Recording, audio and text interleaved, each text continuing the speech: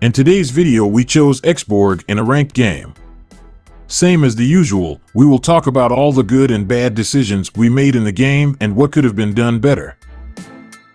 Also, if you want to improve how you play any role on any lane, we suggest watching the following videos. The links are in the description. And of course, let us not forget about Todd Howard. Thank you so much for your donation and kind message. This really means a lot. I'm sorry to hear about your defeated matches. Just keep practicing and soon you will be on a higher rank. Don't just believe in yourself, believe in me who believes in you. Lane cutting is something you should attempt as frequently as needed when playing as XB. Remember that XB is an excellent hero in team fights, so try your best to become available as much as possible. With lane cutting, you spend less time on the lane and instead spend that time by either invading the enemy team's jungle or by joining team fights. Here, we decided to invade and steal the enemy team's orange buff. Keep in mind though, that invading alone is very risky, and sometimes, even if you have good map awareness, you might still screw up and end up dead. Why take the risk though? The purpose of invading is to decrease and take away the opportunities of the enemy jungler in gaining gold and experience. Not only that, stealing their orange buff also means they are at a disadvantage, especially if your allied jungler was able to take the rest of the other jungle buffs. We thought Cyclops would stay closer to the mid lane to assist their roamer and jungler and was not expecting him.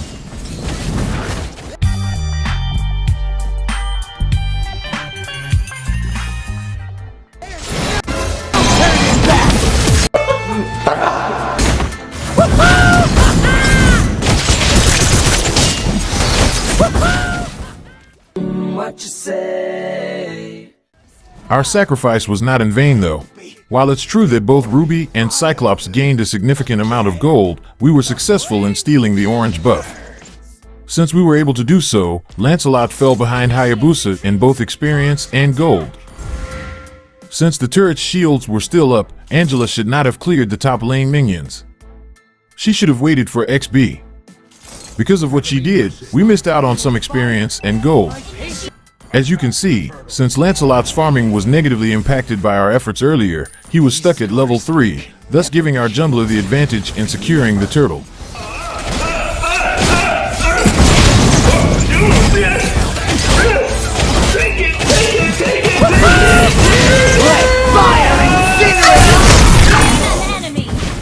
Whenever XB is in armorless state, we don't suggest staying too long on the lane. Instead, it's a better idea to attack one of the jungle creeps nearby in order to gain Furaga parts to regenerate his Furaga armor.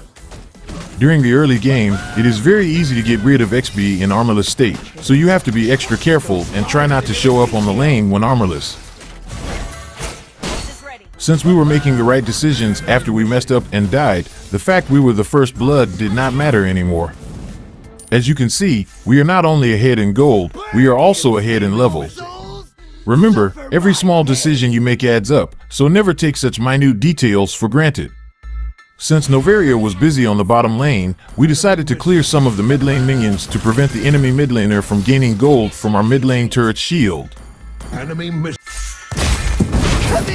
Before we forget, this was the emblem configuration we had in the game. We chose the Fighter Emblem and Festival of Blood for improved spell vamp. Vitality for additional HP to improve Xborg's HP, especially during armorless state. And finally, Brave Smite for improved survivability. Normally, we would choose Lethal Ignition for bonus damage, but in that game, we were up against Ruby. Since Ruby has excellent HP sustain, we think it would be a better idea to out-sustain her, especially during the laning phase. The only issue with Brave Smite is it does not regenerate Xborg's HP if it's full while in armorless state.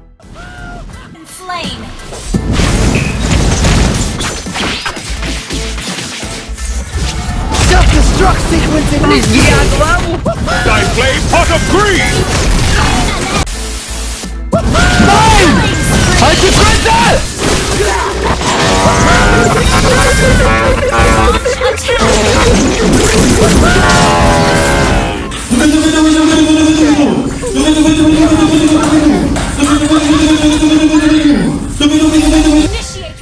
Ruby is is a hero that can easily regenerate HP, which means there was a huge possibility that instead of recalling, she was taking HP from one of the nearby creeps. There you are, you shit! Stay a while. Slain an enemy!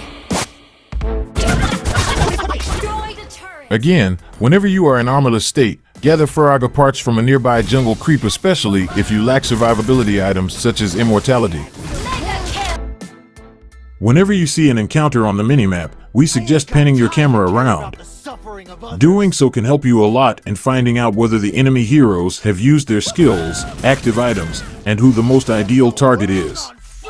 This is especially important if you are playing in the solo queue. Enemy missing.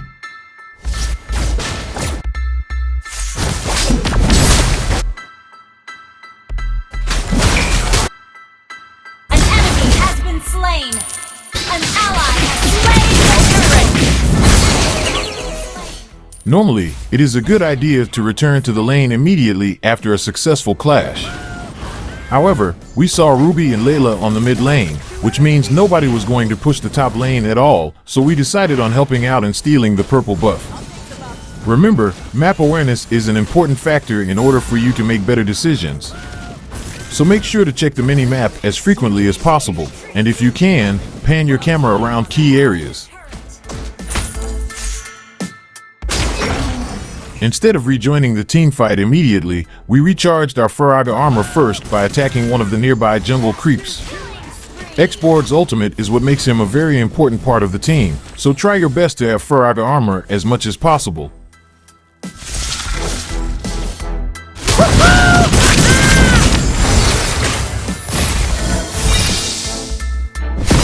Killing spree! X-Board's ultimate has a very low cooldown, so it is not a bad idea to use it as frequently as needed, especially when your team has a chance of transitioning towards turret pushing.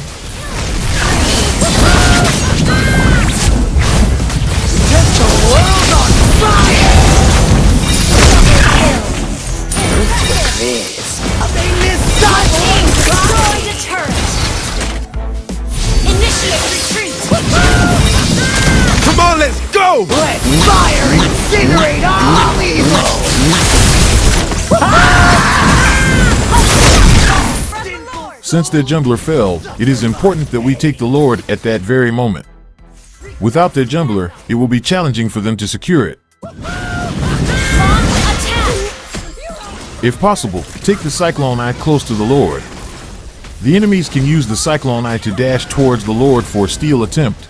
Getting rid of the Cyclone Eye makes that more challenging for them.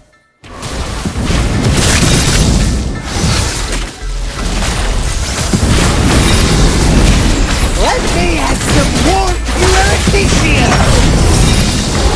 An ally has slain Lord! Can't take the heat!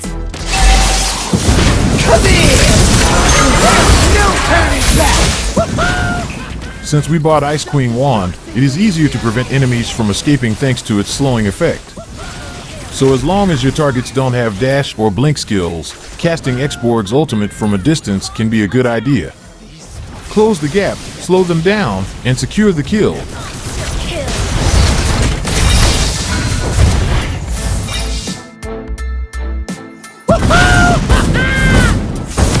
Set the world on fire!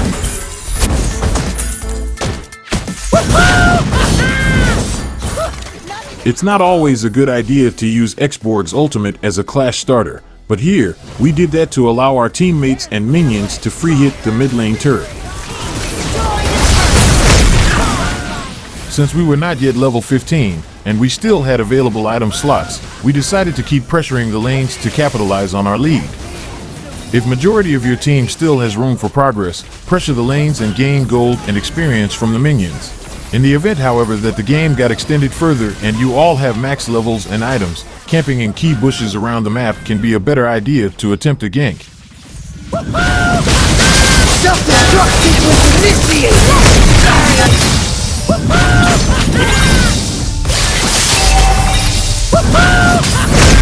Double kill!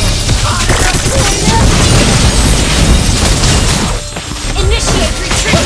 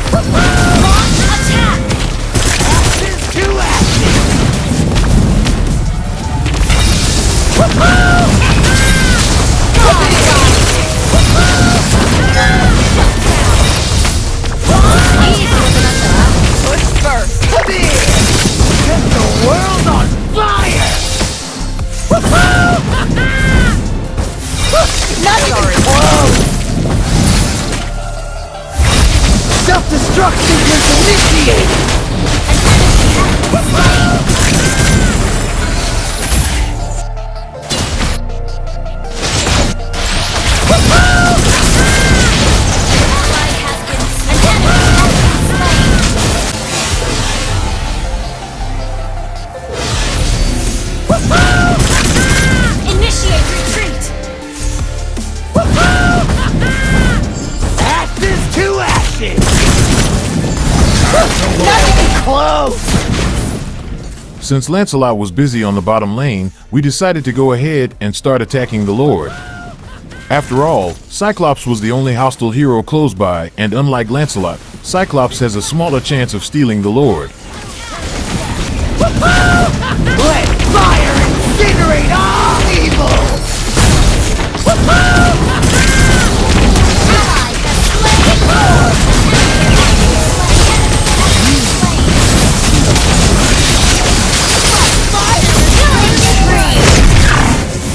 Burnt to a crisp. Set the world on fire! Mega kill. Wiped out. Well played. That concludes our Mobile Legends game guide for today. What other recommendations do you have in mind? Leave your thoughts on the comment section below, and if you haven't yet, don't forget to hit like, share, and subscribe to the channel. Stay safe, everyone. Victory. Peace.